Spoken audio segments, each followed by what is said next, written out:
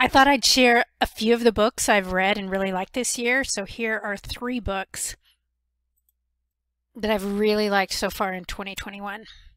Just Mercy by Brian Stevenson, The Five Books of Jesus by James Goldberg, and A Gentleman in Moscow by Amor Towles. Just Mercy is probably the best known of the three. It's a memoir, it's been made into a movie, and it was recommended to me by a whole variety of people.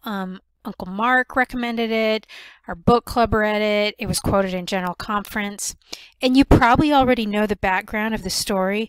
Brian Stevenson is an attorney who works in Alabama and over decades has defended several people on death row, especially advocating for the poor and minorities in the criminal justice system. The book weaves together several stories, as you'd expect, and some that are very heartbreaking. One of my favorite parts of the book comes at the very beginning. He relates something his grandmother once told him. She had told him, "You can't understand most of the important things from a distance, Brian. You have to get close." You might think this book would be just totally depressing, and there is a constant stream of injustice, just blatant injustice and bad characters. But there are these amazing pockets of courage, kindness, and selflessness woven throughout to look for. Be sure and look for the couple in their 70s who help a boy they had never met who was incarcerated for killing his mother's abusive boyfriend. This boy experiences terrible trauma, and the couple's resolve to be a force for kindness and good in his life is really inspiring. The Five Books of Jesus is probably the least known of these three books. It's a narrative retelling of the four Gospels. And the author does take some liberties with the story. He adds details that are obviously not historical. He gives personalities to the apostles. He's even able to make Judas a somewhat sympathetic character, which is interesting with Judas's story.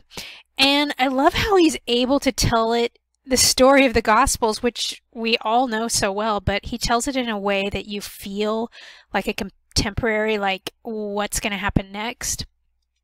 Two stories from the New Testament that I will never look at the same way again after reading this book are the parable of the talents and the feeding of the 5,000. Another great part that comes at the end, the last week of his life, he's at the temple and sees the widow offering her 2 mites. And in this scenario, it actually has his mother there also.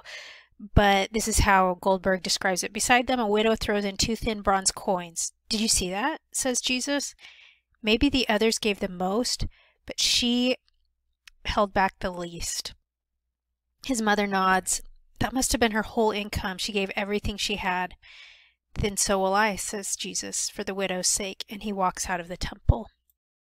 The surprise book of the group is Amor Towles, A Gentleman in Moscow. I'd heard about this book for a while, but Gentleman, Moscow, not really interested. It sounded too heavy, not anything that I was really interested in. But for some reason, I finally gave it a try, and I predict it will be my favorite novel of 2021. Count Rostov is a Russian aristocrat who in the 1920s he's put under house arrest because he's on the wrong side of the Bolshevik Revolution. But he's put under house arrest at the Metropole Hotel, which is this fancy hotel in Moscow, and he can never leave the hotel. The story follows his life for decades after that. The novel is completely transporting. I started reading it in Sedona. I was hiking along Oak Creek Canyon and listening to it. It was early in the morning. I was all alone, and I was totally transported to Moscow in the 1920s. My favorite parts of a novel are the characters and the relationships, and the writing in this book is so excellent. The characters are, you just fall in love with some and do not like some. And there's a real sweetness in a lot of the story. You'll see a young child enter his life and become a significant part of the story. You're really rooting for the Count, and at the end, I just didn't want the story to end. One of the characters tells the Count, "Who would have imagined," he said, "when you were sentenced to life in the Metropole all those years ago, that you had just become the luckiest man in all of Russia."